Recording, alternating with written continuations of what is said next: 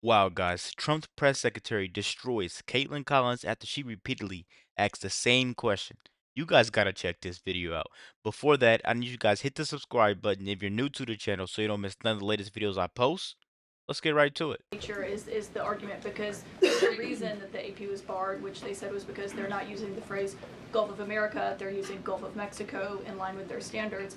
And so the question here is this setting a precedent that this White House will retaliate against reporters who don't use the language that you guys believe reporters should use? And how does that align with the First Amendment commitment that you were just talking about? I was very upfront in my briefing on day one that if we feel that there are lies being pushed by outlets in this room, we are going to hold those lies accountable. And it is a fact that the body of water off the coast of Louisiana is called the Gulf of America. And I'm not sure why news outlets don't want to call it that, but that is what it is. The Secretary of Interior has made that the official designation in the geographical identification name server. And Apple has recognized that. Google has recognized that. Pretty much every other outlet in this room has recognized that body of water as the Gulf of America. And it's very important to this administration that we get that right, not just for people here at home, but also for the rest of the world. Caitlin. Thanks for your life. I don't know why Caitlin Collins thinks she's so entitled just because she comes from CNN. Frogmouth always wants to open her mouth and think her question is above everyone else's in that room. That's why I love Caroline Levitt because she says once you act out of line, you and all your BS goes out the door right along with you. You know, I just love Caroline Levitt being in this position. I have a few things for you, but on the commitment by President Trump, he said that he and President Putin agreed to visit each other's respective nations. Are there any preconditions that President Trump has that President Putin must do before he goes and meets with him, withdrawing some forces, withdrawing all forces, anything like that? Not that I'm aware of. That doesn't mean they don't exist. But I was just talking with the president in our national security team. I wasn't made aware of any conditions, but if they exist, I'm happy to provide those. And on the president himself, he styles himself as this master negotiator. He is now deploying these negotiations, saying that they start immediately. We did hear from the Defense Secretary, Pete Hegseth, though, today saying that NATO membership is not realistic for Ukraine and neither is returning to pre-2014 borders. Aren't they giving away bargaining chips before these negotiations have even started? Again, I haven't talked to the president about Ukraine's NATO membership, and he appointed several individuals to negotiate on his behalf. He's directly involved in these negotiations as well, and I'm sure if you ask him that question in the near future when you're able to, he'll give you an answer. I just don't want to get ahead of him on it. And final thing for you, which White House official made the decision to bar the AP reporter from the Oval Office and the diplomatic reception room last night? Well, first of all, let me just set the record straight. It is a privilege to cover this White House. It's a privilege to be the White House press secretary. And nobody has the right to go into the Oval Office and ask the President of the United States questions. That's an invitation that is given. And there are hundreds of outlets on this campus, many of you in this room who don't have the privilege of being part of that pool every single day and getting to ask the President questions. We reserve the right to decide who gets to go into the Oval Office, and you all have credentials to be here, including the Associated Press, who is in this briefing room today. But isn't it retaliatory in nature is the argument because the reason that the AP was barred, which they said was because they're not using the phrase Gulf of America, they're using Gulf of Mexico in line with their standards.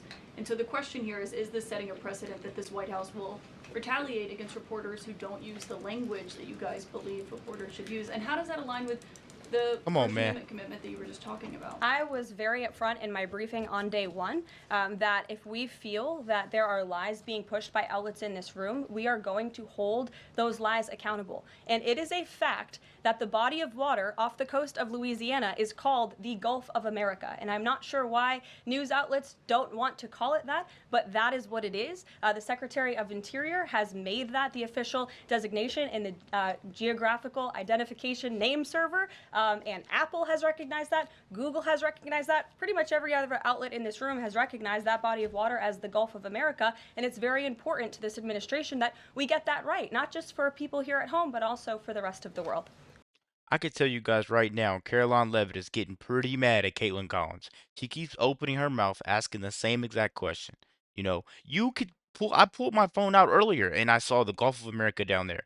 Why does she get this chance to ask question after question after question? Who does she think she is? You know, she's the female version of what's the guy's name? Jim Acosta. You know, these people are so biased.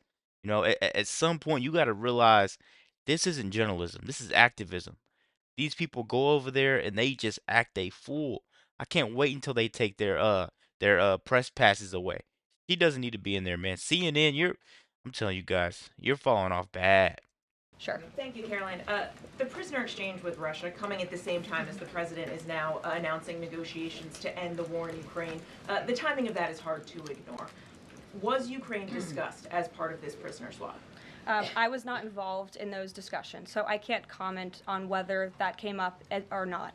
What I can say is that this was a very good deal for the United States of America and for the rest of the world. As you know, we have confirmed that the Russian who will be returning home very soon, Alexander Vinnik, was a non-violent crypto criminal, and as part of this exchange, he has forfeited more than $100 million that he obtained in that illegal crime. And in exchange, of course, we got Mark Fogel, who is a middle school teacher who kissed the American soil, but kissed the ground last night when he returned to the United States of America. It was a great deal and a great day for our country, and I think everybody, regardless of political affiliation, agrees with that. And was Russia made aware ahead of time of the parameters that the administration and Secretary Hegseth was going to be announcing today?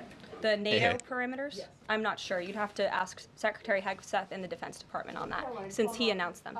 Jackie. Thank you, Caroline. Just to be clear, so when we're listening for a shift in position on U.S. policy, should we only listen to the president and maybe not the Secretary of Defense? Because what he outlined today would represent a shift in U.S. policy. I'm not saying that. I'm just saying I speak for the President of the United States behind this podium, and I will let him discuss that. Can you tell us any more about the next hostage releases? I understand another Yeah. American's coming out today. Sure, I'm glad you asked. It speaks to President Trump's deal-making ability, and we can confirm the safe release of one American and two individuals from Belarus, one of whom worked for Radio Liberty.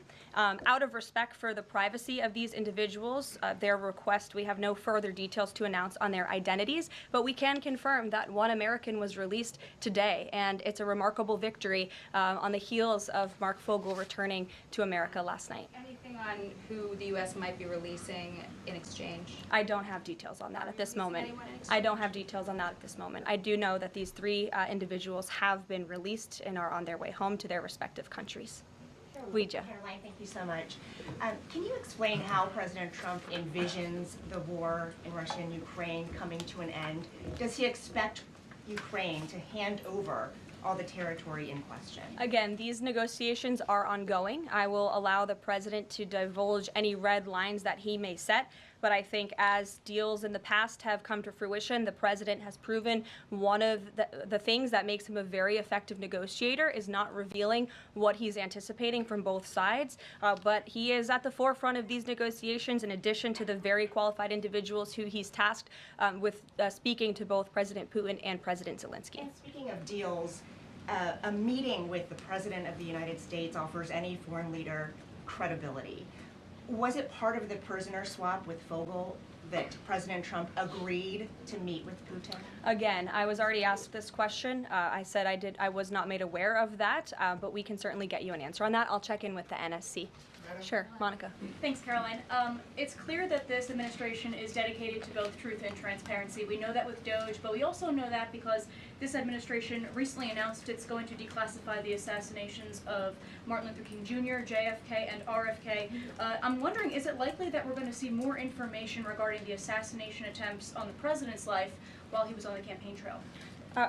In regards to the assassination of the individuals you mentioned, President Trump signed that executive order directing the respective agencies to do it. I know that that process continues and is ongoing. He's committed to transparency in the declassification of these very important files that I think many Americans are not only interested in learning about, but also have the right to know about.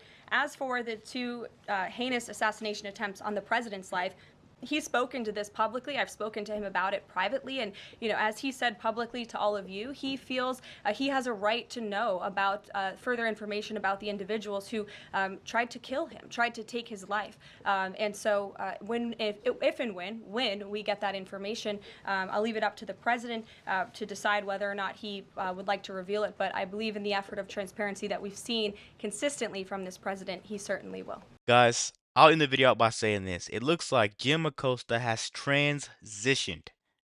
Whenever you ask loaded questions like that, They're not really questions. They're statements to try to prove a point and try to get a gotcha moment. We've been seeing it forever from Caitlin Collins, guys. We need to revoke her, press pass, and we need to get her kicked out of the White House really quick.